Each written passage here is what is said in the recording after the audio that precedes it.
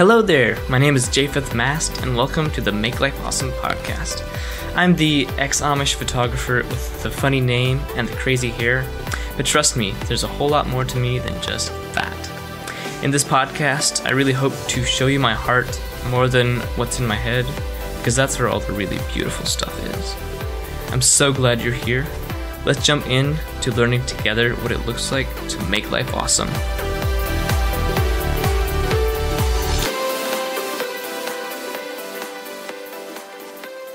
Hello, friends. Welcome back to the Make Life Awesome podcast.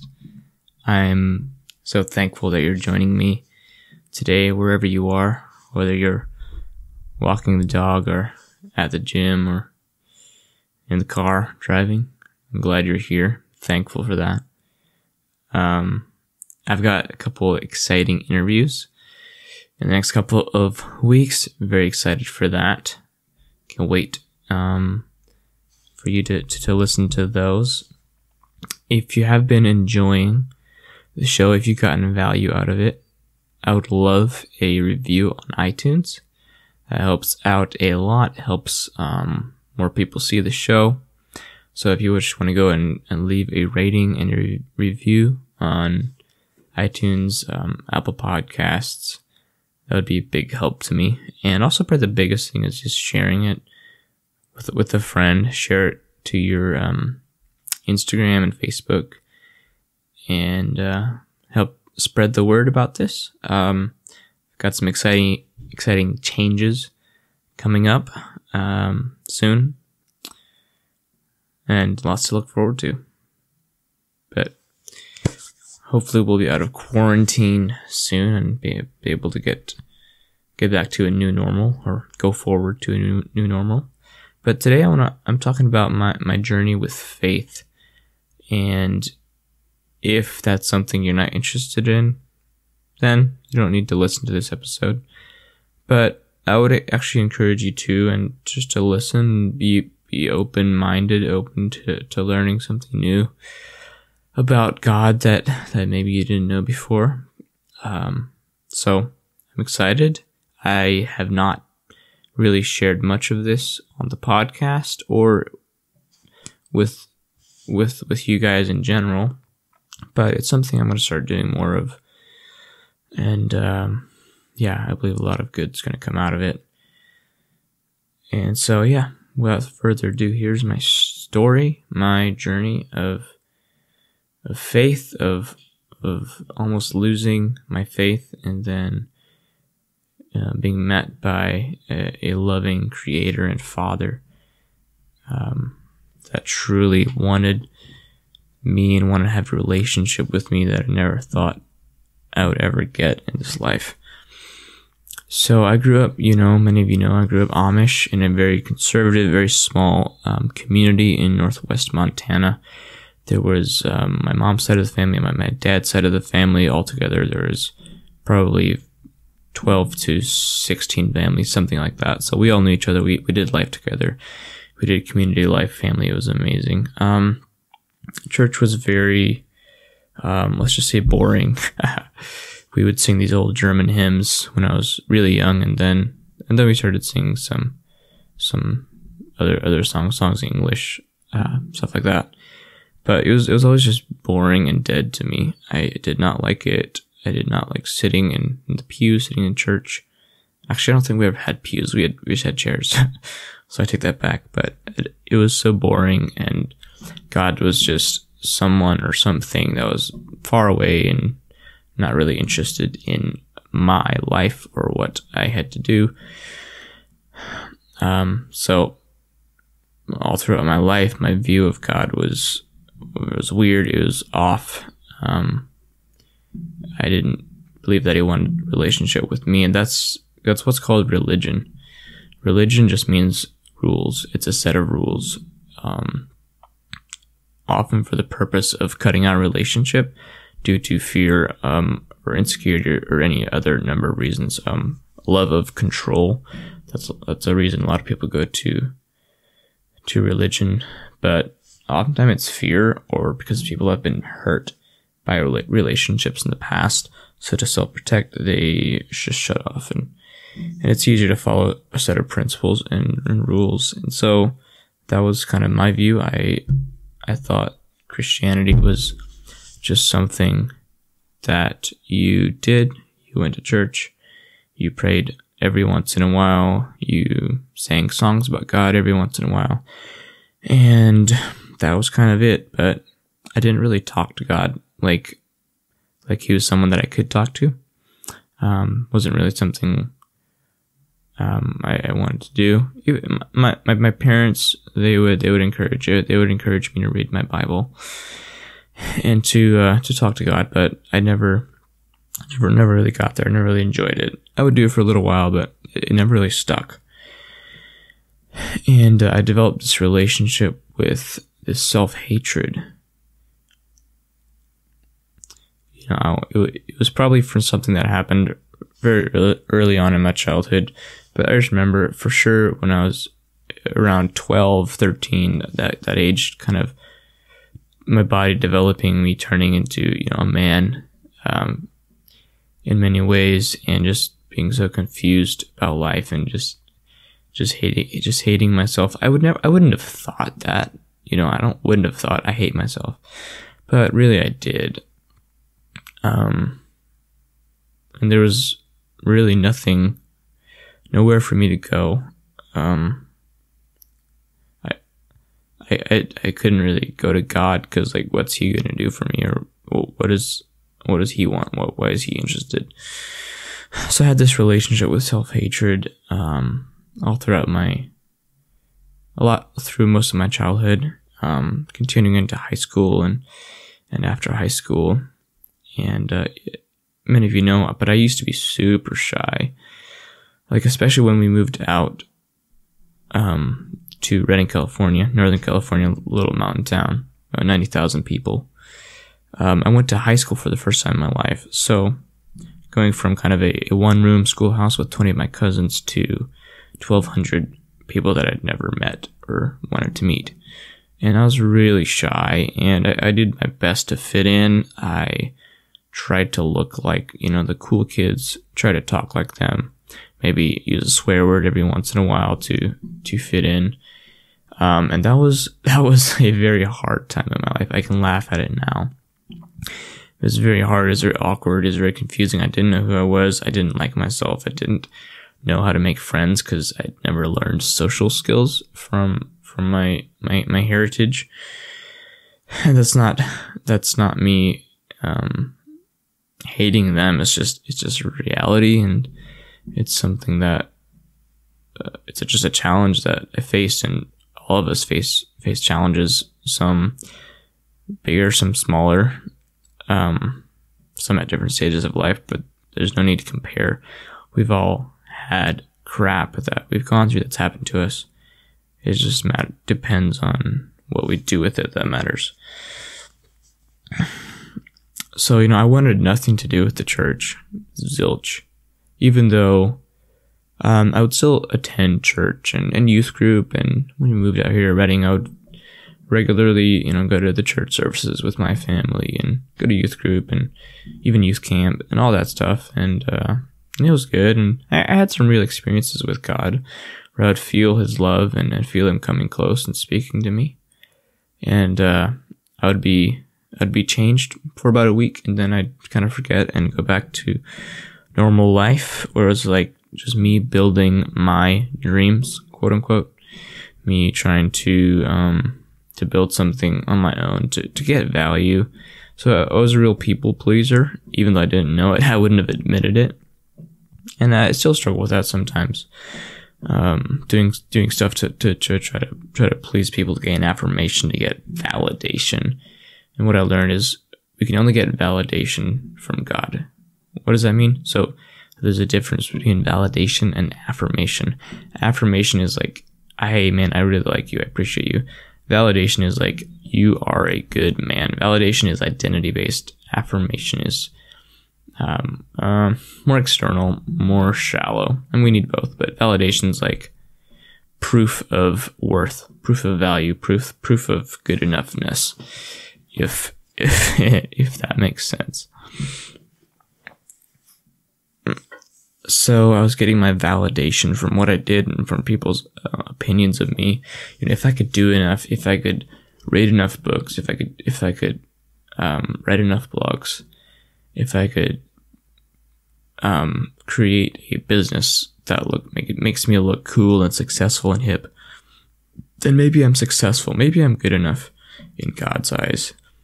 So like my whole life, it's this thing of trying to be loved by God on a deeply subconscious level, trying to earn his love and earn him saying that I'm good enough, that I'm pleasing, that I'm lovable. And it never really worked.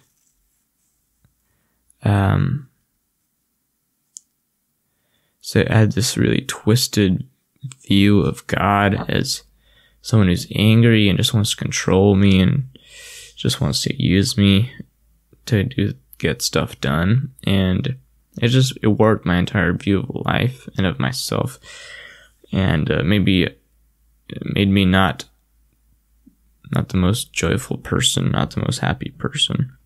Because I had God in his wrong place, and I had doubts. I mean, I even doubted my faith many times, is it even worth it to do this whole Christian thing?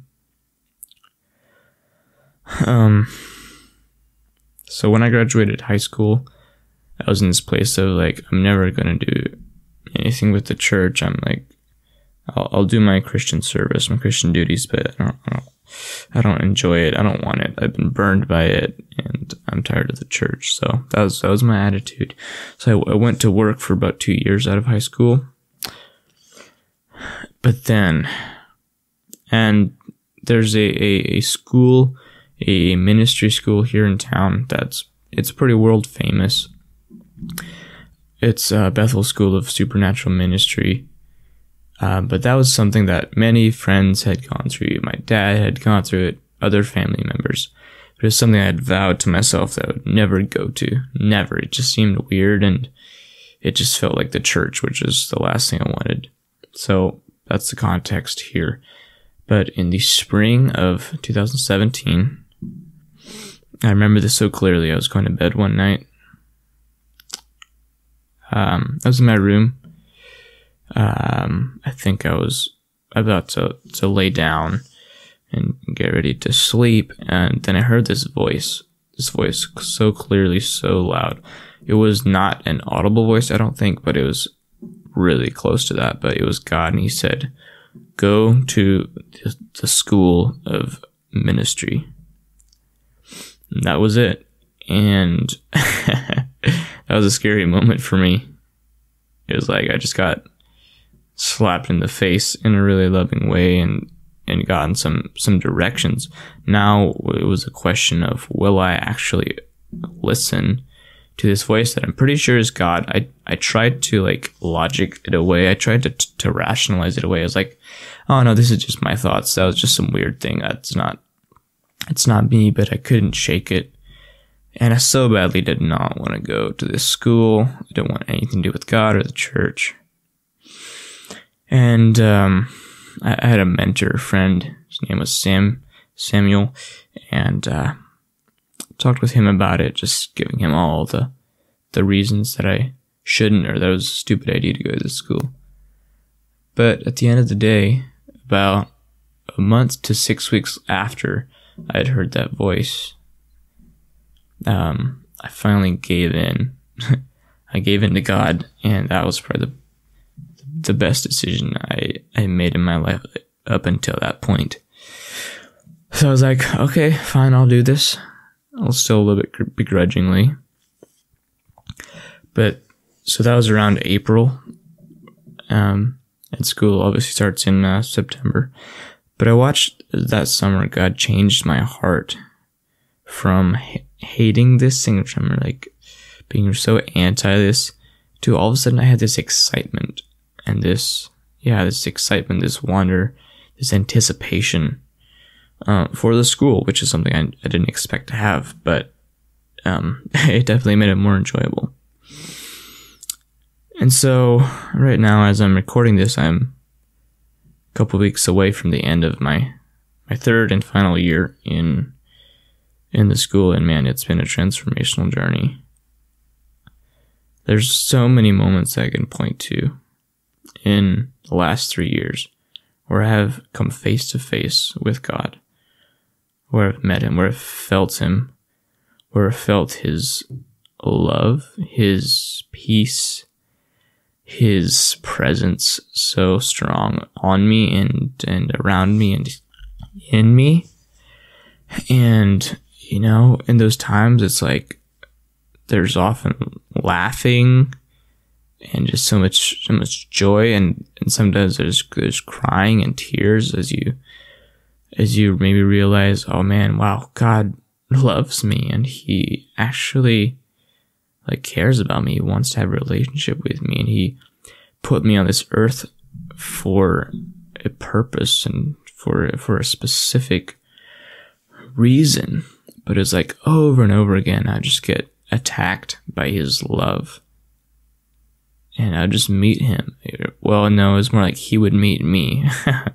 I wasn't really the intentional one. It was always him just chasing me down and finding me, whether it was in school or at home or at church or outside in nature. He would find me, he'd attack me and just ambush me with his love and his fun and his joy. And for the first time, I think it hit me, not just in my head, but in my heart, that, man, God's a fun dude.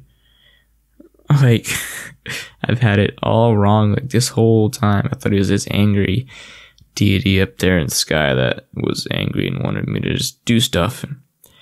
But no, really, he just wants to be your friend and to do life with you and hang out with you and just chill. And it's so amazing. And I continue to learn more about that, more about his love.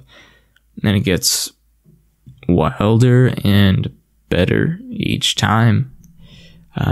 It's so wonderful. It's so amazing. And it's completely changed my life. You know, I talked about self-hatred earlier. And that's not there anymore. I talked about shyness. I wouldn't look people in the eye. I wouldn't talk to them. I wouldn't initiate conversations. Now, you'd probably laugh if you had a 5-minute conversation with me. Not to brag or gloat. It's just, it's the honest truth. And just, that's what God's done in my life. And if that's resonating with you, he wants to do that for you as well. Maybe you're listening to this, you're an atheist, or you used to be Christian, but you got tired of the religious antics, the rules, but you know there's more to your life. Maybe you run away from God, giving him the middle finger, but deep down you know you were made for more than what you're experiencing right now. Things keep breaking, things keep not working in your life. It's because you don't have God. That's really it. I've seen God do so many amazing things in me and around me. I've seen him heal hearts. I've seen him heal bodies, heal minds, take away depression, anxiety, take away fear in an instant. I've experienced that so many times with him, where it's like I'm fearful and I choose to spend time with him, and all of a sudden, boop, it's like I don't even know why I ever felt that way, why I ever had that. But a lot of us treat God like some sort of person that we just get to visit on the weekends. It's like, oh, yeah, I know you're God. You made me. You put me on the earth. You designed me, blah, blah, blah. But you know what? I'm just going to talk to you every couple days maybe, and we'll call that good enough. I'll be satisfied with that. But no, he wants so much more than that. He wants a deep relationship, a constant, connection with you. He wants to know you. And that this is all just things that I've discovered in the past couple of years, and some just in the recent weeks and months. So this is so fresh for me, and it's his love has just transformed me so much, and I'd be an idiot to not want that for everyone in the world. Like, I've experienced this beauty, this love, this feeling of belonging and of being loved and being valuable and being worthy. And I would be an idiot not to want that for everyone else. So if any of this is connecting with you, maybe today is your day to meet with God, to meet with the guy who put you on the earth, to meet with your Creator. Without him, you wouldn't exist. The world wouldn't exist. And today's your day. So right now, if you're listening to this and you want to have a relationship with your Father, you know, God is a Father. That's just who he is. He wants the best for us as his kids. You know, and I'm talking to you, and I say that you are one of his kids, and he wants that for you.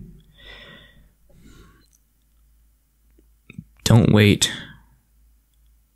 Don't wait until tomorrow. Don't wait until next year to make a decision on something that will impact eternity. Run to God today. Go meet with him. You know, recently, just in the past week, 2 weeks, I've had this huge reset and realignment in my faith, where I went from trying to build my life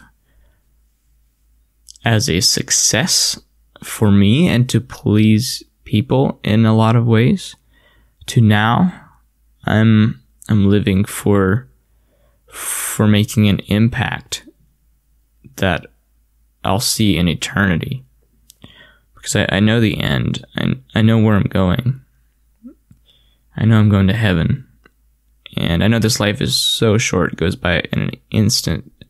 You know, I'm 22 years old and I'm young, but soon I'm going to be 40, 60, 80, and my time will be up.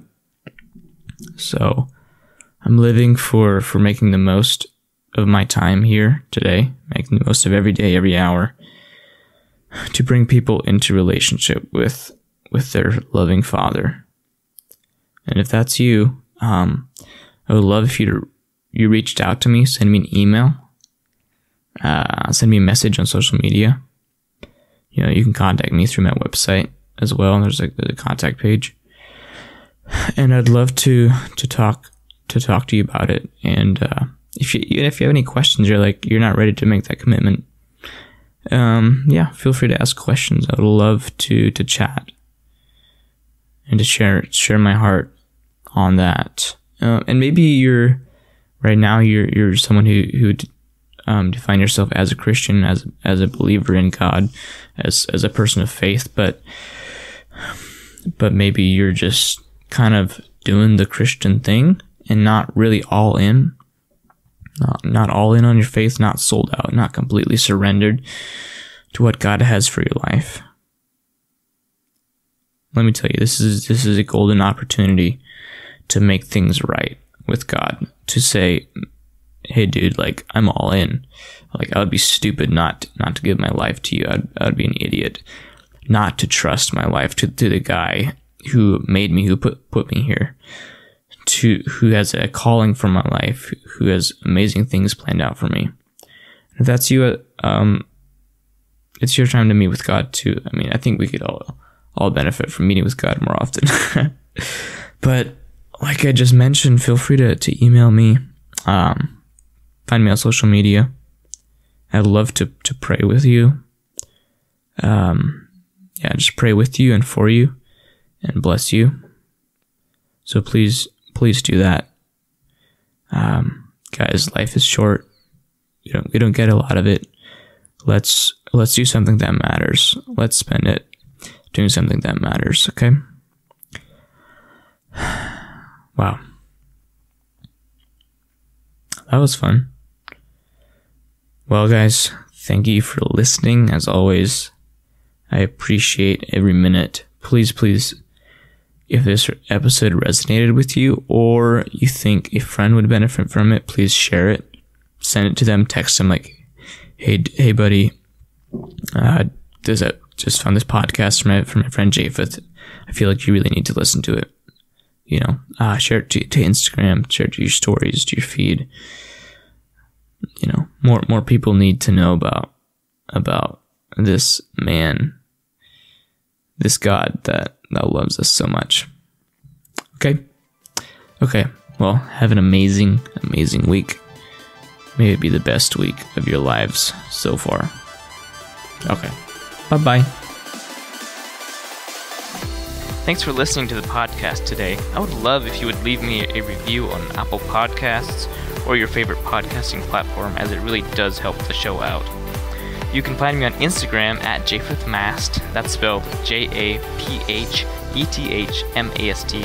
or my website, japhethmast.com. Have an amazing week, and don't forget, make life awesome.